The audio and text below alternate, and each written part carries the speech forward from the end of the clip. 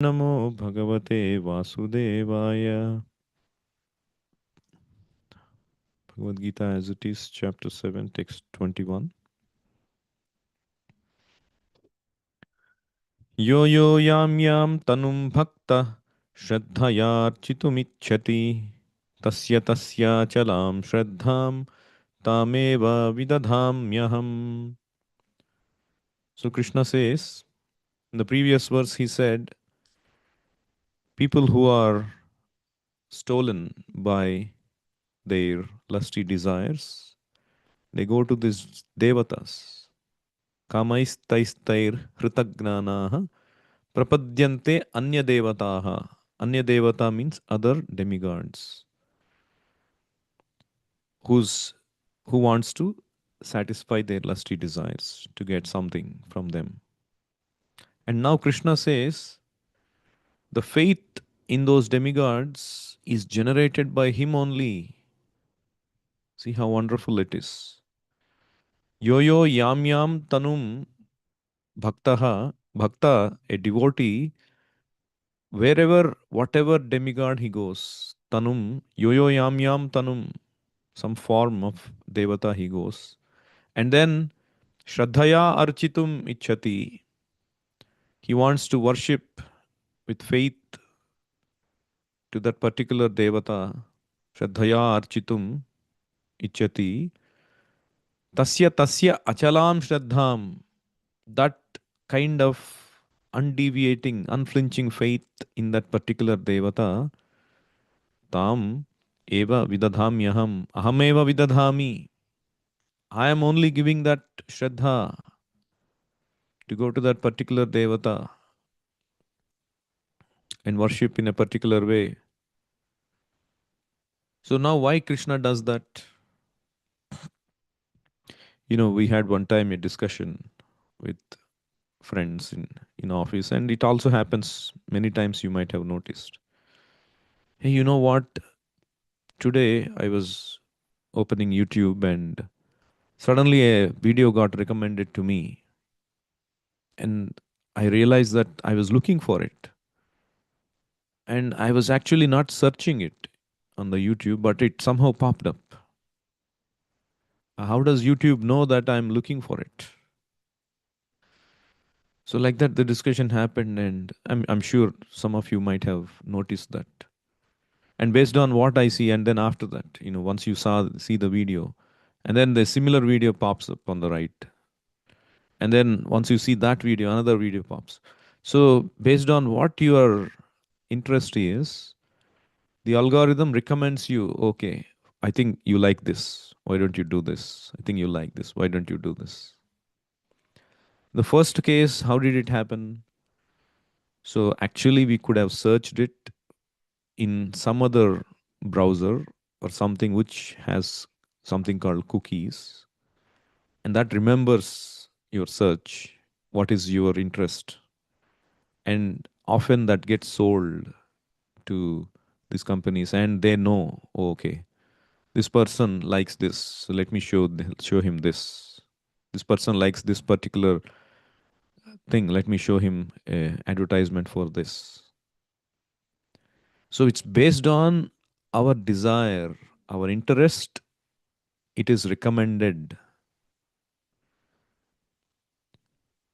So similarly, Krishna, everything comes from Krishna. The origin is Krishna. Krishna has even wonderful method of doing this. The moment he detects that based on our desire, oh, I want to, like Prabhupada mentions in the purport, for health, Vedic literature says people worship the Surya Devata. For getting a good husband, the women are advised to worship Lord Shiva. For material wealth, they are worshipped. It is advised to worship Lord Mother Durga. So, like that, there is a particular Devata who can satisfy a particular desire, and the Vedic literature directs them to that. And Krishna as super soul, as Paramatma in the heart, if YouTube can do that, Can't Krishna do that? Because he knows what is their desire. But the question is the quintessential question: why does he do that? Why does he allow them to be misguided? Because ultimately, Krishna wants the jiva, the living entity, to surrender to him. So, why does he not let them come to him instead, if that's what is going to be beneficial for them? Actually, Krishna wants everyone to come to him. And Krishna is constantly guiding and waiting in everyone's heart. But we cannot hear Krishna. There is too much of thing happening. So there was a farmer who lost his watch while he was working in his barn, and he took out his watch and kept somewhere and he couldn't find it. And so there were some kids playing outside. He said, if you can find my watch, it's a very expensive watch, the one gifted by his son. And then he said, if you can find this watch, I'll give you a good treat. And then everybody, all the kids came, and they were chatting inside, and they started to search. Everybody was searching everywhere, and nobody could find. And then this farmer was very disappointed. And then finally one kid said, I'll find it. But on one condition, all of you should go out. And then all of them went out. He closed the barn's doors. And then within 2 minutes, he came out and gave that wristwatch. And the farmer was pleasantly surprised and very happy that he found. And then he asked him, how did you find? When everybody was searching everywhere, nobody could find. How were you able to find? He said, there was too much of noise when everybody was there. So when everybody went out, I just laid down and very attentively started to hear the needles of this watch tuck tuck tuck tuck like that. It would make that sound. So I could hear that, and then I went and got that watch. So that means Krishna is speaking within our heart, but the mind is speaking too much. The material nature, the mind is getting attracted by these noises created by this material nature. While we see things, while we hear things, while we touch things, while we smell things, while we eat, all of these are obscuring that inner voice. Even though Krishna is speaking constantly, it's not good for you. Like many times we say, oh, my Paramatma says like this, or my sixth sense says we should not do this. What is that sixth sense? Who gives that sixth sense? That is Paramatma, Krishna speaking. So we cannot hear that. So the jiva, being misguided by these noises, he tries to have so many desires. So Prabhupada explains, so Krishna, he gives that individuality, that free will to the spirit soul. That is the nature of the jiva. Krishna awards that free will to the jiva so that the jiva, the living entity, exercises the free will to love Krishna. Otherwise, there is no meaning to love, isn't it? Love is not forceful love. If Krishna can easily force, come on, you love me. Krishna can deprive them of everything.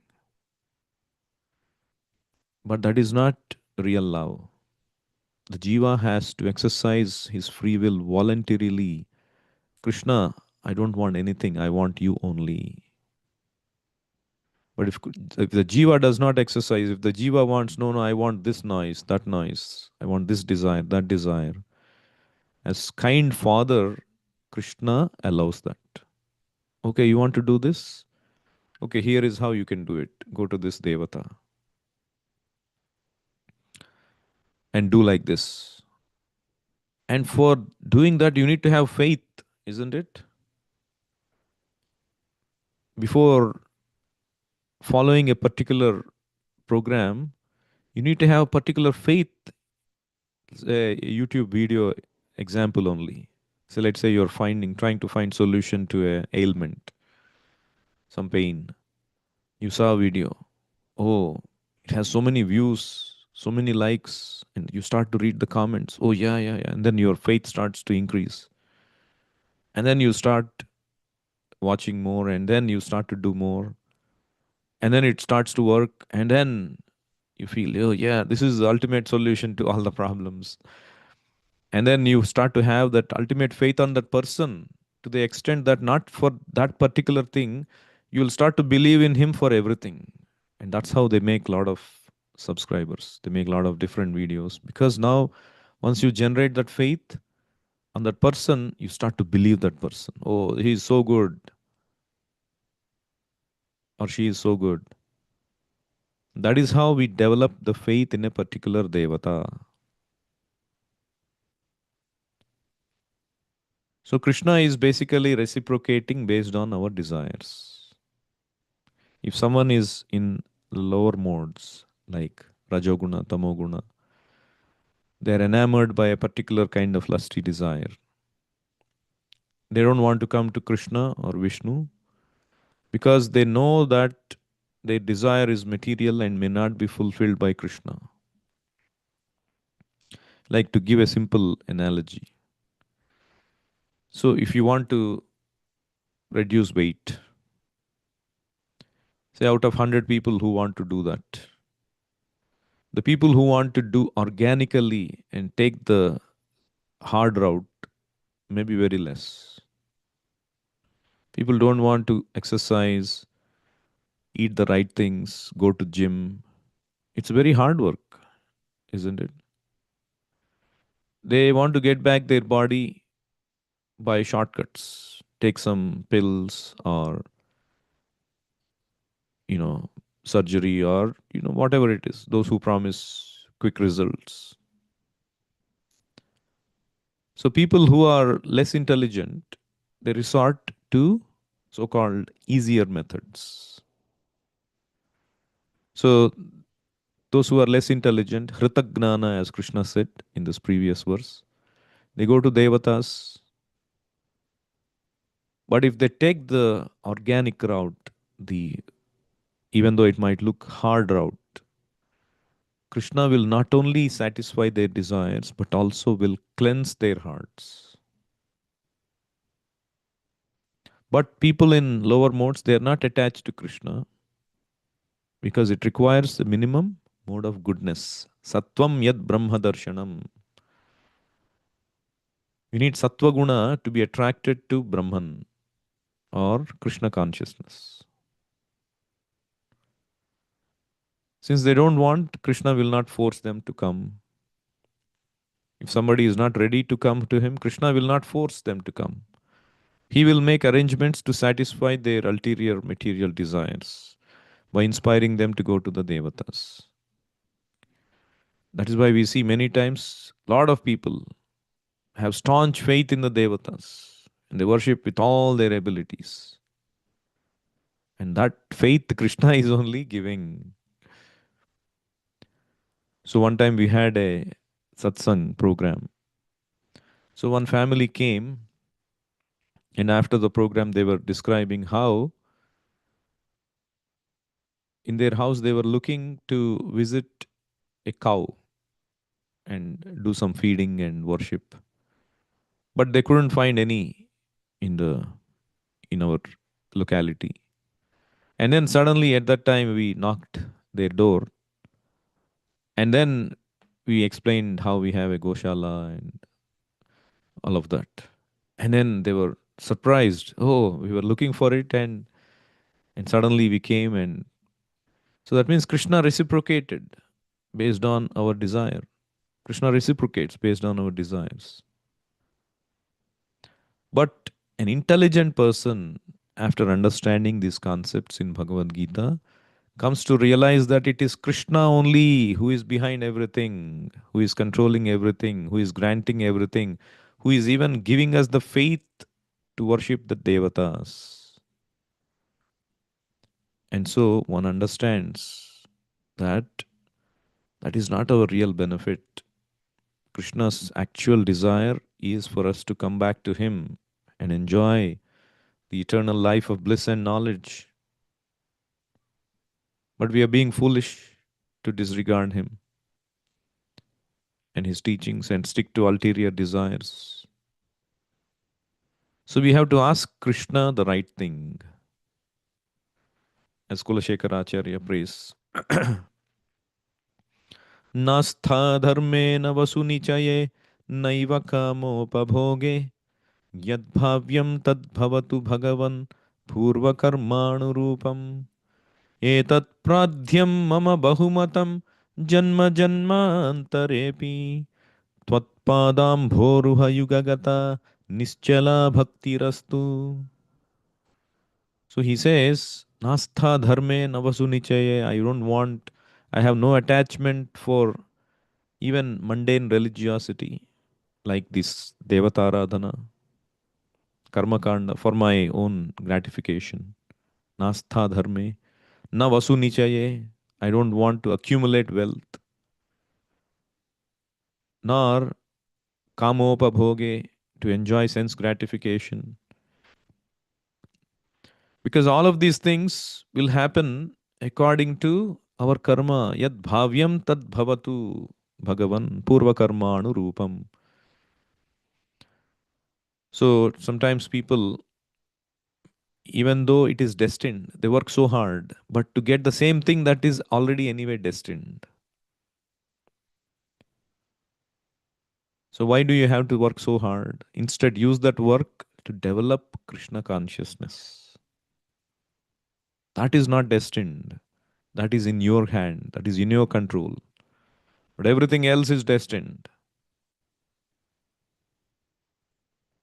So the Shastra says, don't work hard for enjoying the same 2 or 3 chapatis that you are destined to get, or you can only enjoy that much. Your ability to enjoy eating, sleeping, mating, defending is fixed in this life. You cannot change it. How much ever you change, how much ever you work hard, the amount of fame you get, the amount of intelligence you can get. Of course, people say, oh, by doing this, you can do this, you can do that, you can elevate. Of course, you can, there is some increment you can do. Just like you can change the tires of the car, but if the car is, I mean, no offense meant, say, let's say a Maruti car. In our days, there was Maruti 800. Even if you put Ferrari wheels to that car, can it go like a Ferrari? Maybe it will go a little bit faster. So it's like that. You work hard, but your base configuration is already fixed up. The body, whatever body is given, is given. You cannot change much. By your hard work, you are changing the tires to little better tires. That's all. So Kulashekara Acharya is saying, Yad bhavyam tad bhavatu bhagavan purva karmanu rupam. So then what is my prayer? Etat pradhyam mama bahumatam janma janma antarepi. Even if I have to take janma janma, this is my prayer. Etat pradhyam tvatpadam bhoruha yugagata nischala bhaktirastu. Let there be unflinching devotional service, nischala bhaktir, unto tvatpadam bhoruha. Ambhoruha means that which is grown from the water, which is lotus, your lotus feet. Let there be unflinching devotional service unto your lotus feet. Because once you taste that, then all the other things look puny and trivial. Like Dhruv Maharaj, he compares after having done tapasya and after having seen the Lord, Dhruv Maharaj, he says, my lord, you are ready to give me all benedictions. But I think that you are like that precious jewel in front of which all these benedictions appear like broken pieces of glass. Sthanabhilashi tapasi sthitoham tvam praptavan deva munindra guhyam kacham vichinvannapi divya ratnam swamin krutardhosmi varam nayache. So I have desired a sthana that of my father, or even greater than that of my father, and I have done tapasya, but I have instead praptavan, tvam praptavan, I have obtained you, who is Deva Munindra Guhyam. You are confidential to the Devas and the Munis, the greatest of Munis. They are trying to find you, but they cannot. So you are Deva Munindra Guhyam, but I have found you, which is not easy. So it is like Divya Ratnam. I found a Divya Ratnam while I was looking for Kacham Vichinvan Api Divya Ratnam. I was looking for broken pieces of glass, but I found a precious jewel. It's like that. O Lord, Swamin Krutardhosmi, I have become fully satisfied. I don't want any other benediction. Varam Nayache. The other thing that Prabhupada mentions here is, so when we go to a Devata and pray in our hearts, how does the Devata know what we are asking? So Prabhupada answers in the purport that it is through Krishna who is seated as Paramatma in our heart. He is also seated in the as Paramatma in the Devata's heart. So everybody, there is Paramatma. Devata also has a material body, Tanum. That is why the word is used, Tanum. Devata is also a living entity, but he has a bigger position, just like a chief minister. He can command, he has control, or a prime minister, he has control over the country. He can grant boons, he can do so many things, powerful things. But after 5 years, somebody else may come. So the Devata is a post who is granted so much power. But the person who is acting as Devata is also like us, as a living entity. Because of his pious acts, he got promotion to be a Devata. So Krishna is there in the heart of the Devata also, as he is there in the heart of us. So he is establishing the connection. He is telling, okay, this person is desiring like this. He's asking this. So even for satisfying our material desires through Devatas, Krishna is in the background, working wonderfully. But he doesn't work for any recognition. You know, when we do something small, we hanker for so much recognition. Oh, I have done this. Oh, I was not recognized. But the whole material world is running because of Krishna. Sutre Manigana Iva, just like the invisible thread which is behind keeping that necklace attractive, giving shape to that necklace. So Krishna is like that. So only Krishna can do that because he is Bhagavan. He is most renounced also. He is most famous at the same time, most renounced, most rich, most renounced.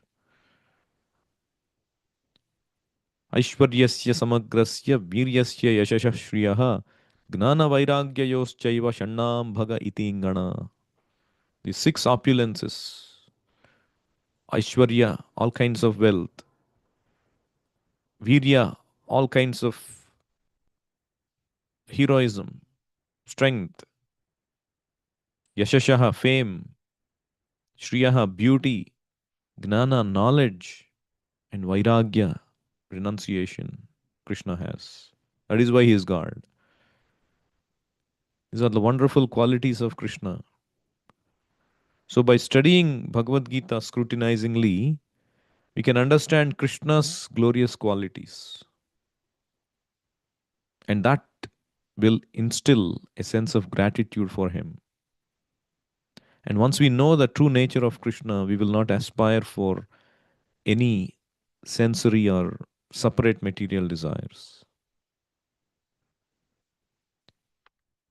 Uddhava, one of the best devotees of Krishna, he prays in Srimad Bhagavatam how merciful Krishna is, that this Putana, the deadly witch demon, who was killing these small babies in Rajabhumi mercilessly by smearing that deadly poison on her breast. Krishna gave her liberation and promoted her to be like his mother in Goloka because she came with a motherly affection and tried to serve Krishna. Just imagine the compassion of Krishna. Anybody who approaches Krishna, Aho bakiyam stanakalakutam jighamsya yadapya lebhe gatim dhatri uchitam tatonyam kamva dayalum sharanam vrajema. Who else is there more merciful? Kamva dayalum sharanam should I take shelter of than Krishna, who promoted this Putana to be a dhatri uchitam, to the position of a mother. This is the extremely merciful nature of Krishna. So, what to speak if we go with favorable attitude to seek the service of the Lord, to seek to become, to go back to Godhead. So, there is other side of Krishna also. Like Krishna is giving everybody their free will and sending them to the devatas, making their faith strong. But there is other side of Krishna also, which is trying to deliver the living entities by coming as a devotee in the form of Chaitanya Mahaprabhu and preaching, please surrender to Krishna. Surrender only to Krishna. He's using all kinds of tactics. It's okay even if you don't surrender. Just chant the name. Hare Krishna, Hare Krishna, Krishna Krishna, Hare Hare. Hare Hare Rama, Rama Rama, Hare Hare. So Chaitanya Mahaprabhu is Krishna himself but acted as a devotee of Krishna to deliver the fallen conditioned souls to come back to the platform of Krishna consciousness. Krishna was neutral, okay. You do whatever you want, I'll give you. But Chaitanya Mahaprabhu, no, I'll come and get you. I'll bring you back to Krishna. This is the mercy of Chaitanya Mahaprabhu. That is why he is Namo Mahavadanyaya Krishna Prema Pradayate. To understand Krishna itself is difficult, very difficult, but he is giving love of Krishna. He is besieging his devotees to, or the living entities to come and take shelter of Krishna by chanting his holy names. I'll stop here. Anyone has any questions or comments?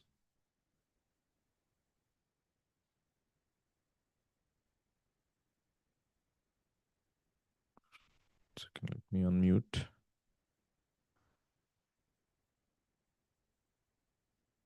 Hare Krishna. Now it is unmuted.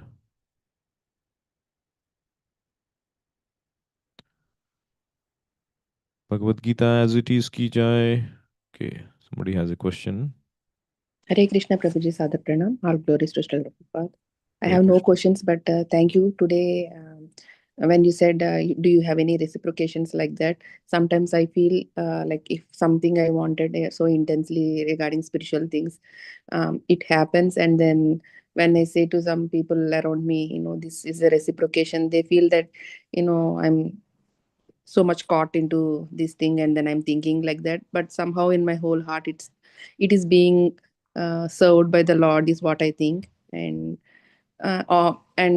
since then I stopped talking to or telling people uh, that this is happening. But I see that when we are too intense in our sadhana, things are happening. Hare Krishna. And you brought that point, and Yeah. Thank you so much for sharing. Hare Krishna. Sure, a lot of other people have similar realizations. Hare Well, Krishna. Prabhuji, I have one question in this regard. When we are in association with the devotees, and devotees are at different levels too, even though they are Krishna consciousness, um, they sometimes talk mundane things meaning not about material things, but then within serving or services or something, like those activities, mundane activities, they're completely fully grossed in those things, and oftentimes those are not uplifting your sadhana, and sometimes it might deplete your sadhana if you are more in association with such, but they are devotees though.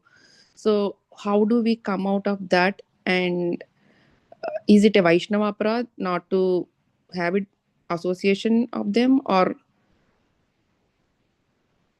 No, it's a very good practical question. We should not commit any aparadh by thinking bad in our hearts. mm-hmm, At the same time, we should make sure that our consciousness is not affected. If we think that by participating in such discussions or associating with such devotees, I'm not being helped, my sadhana is not going nowhere, or my enthusiasm is hurting because of occasional mundane things that they talk or what look like mundane things. So it's better to associate with somebody who can uplift me than somebody who can hurt me spiritually. So even in spiritual circles, there is a swajati. That word is used by Kapila Deva in Bhagavatam. We should associate with those who are our type, or whose wavelength can match me, who can uplift me, who is of my kind of understanding.